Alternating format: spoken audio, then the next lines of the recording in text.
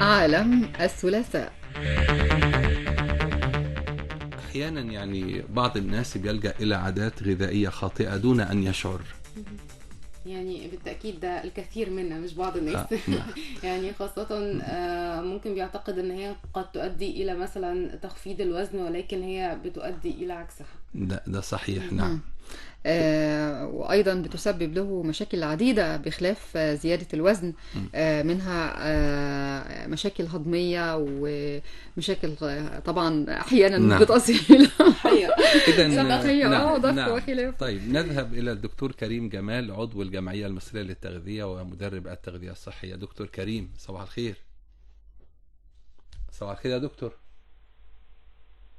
دكتور كريم، الو، صباح الخير. صباح النور. اهلا بيك يا دكتور كريم. اهلا بيكم، يومكم رائع جميل ان شاء الله وعلى كل المستمعين. يا على رب حضرتك. ان شاء الله. شكرا. احنا اليوم حابين نتكلم عن العادات الغذائية الخاطئة ونعرف مستمعينا على هذه العادات.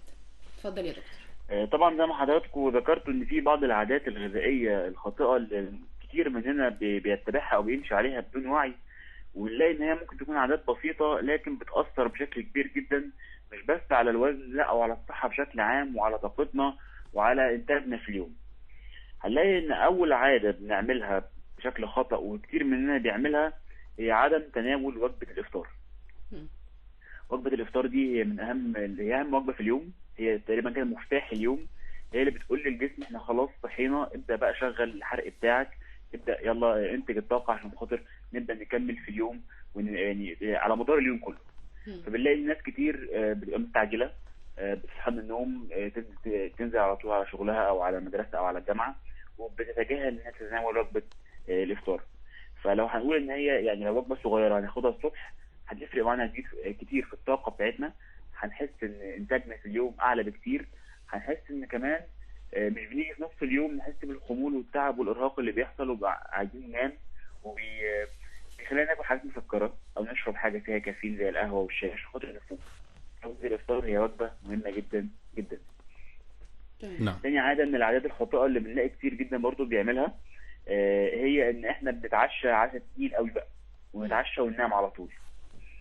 بنلاقي بعض الناس ممكن تتجاهل الافطار، الغداء يبقى غدا خفيف، وجبه العشاء هي الوجبه الرئيسيه، وبيكون فيها بقى جميع انواع كل الاكلات اللي هي ممكن نتخيلها، من دهون وسكريات وكل حاجه ممكن تكون مش مفيده في الوقت ده احنا بناكلها في وجبه العشاء، وبعد كده ما بنستناش وندخل ننام.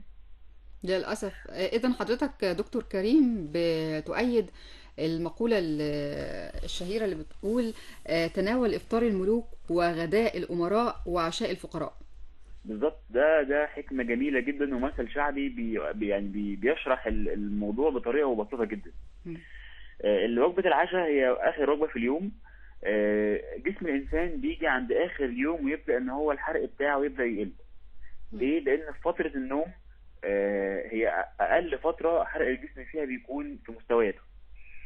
فبالتالي إحنا مش محتاجين كل كمية الأكل دي قبل النوم، إحنا محتاجين كمية صغيرة، مجرد بس وجبة إضافية، مش كل الكميات دي من الأكل إحنا بناكلها.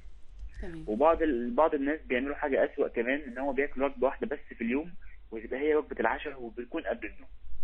نقعد طول اليوم من غير أكل خالص، طول اليوم في الشغل بره حاسين بالإرهاق حاسين بالتعب، ونيجي من الشغل ناكل وجبة تقيلة وننام. تمام.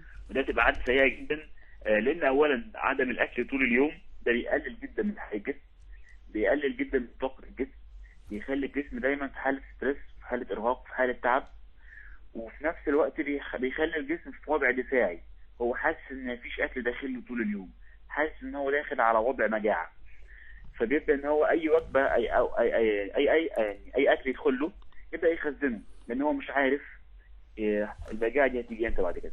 فبالتالي ان اخر وجبه هي لو وجبه وحيده وفي اخر اليوم، وخصوصا كمان لو هننام وحرق الجسم هيقل، تبقى عاده مضره جدا جدا جدا وسبب اساسي في زياده الوزن ومتاعب الجهاز الهضمي وحرقة المعدة أو الارتجاع المريء.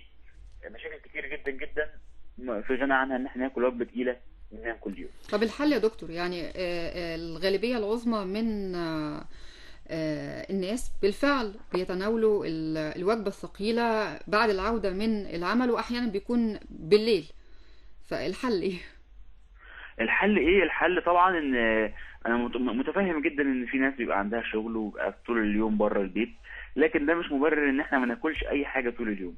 ممكن نحضر معانا سناكس صغيره او سندوتشات صغيره تكون معانا على مدار اليوم كسناك او وجبات. ويفضل كمان الناس اللي هي بتاكل كتير اول لما ترجع من البيت ان تخلي فيه زي مثلا ساندوتش، في حاجه بسيطه جدا في عيش بلدي مع مثلا شويه خضروات مقطعه، خيار او جزر من مغسول او حتى مش مقطع، مغسول ومحطوط معانا في الشنطه. والوجبه دي لو هناكلها قبل ما نروح، بعد ما هنروح هنلاقي ان احنا نفسيتنا مستقره، مش جعانين قوي ان احنا ناكل وجبه تقيله او نزود في الاكل. طبعا ما بنقولش ما ناكلش بالليل او ما ناكلش في العشاء، لا ناكل في العشاء لو مطلوب، لكن الفكره في الافراط في وجبه العشاء. في ناس عندها وجبه العشاء هي وجبه رئيسيه، اللي هي تقعد فيها تتجمع مع الاسره عشان تاكل فيها. دي برضو حاجه كويسه جدا ان احنا ناكل مع الاسره، لكن برضو اختياراتنا اللي بنختارها في وجبه العشاء او في الوجبه اللي بناكلها دي بتكون مهمه جدا.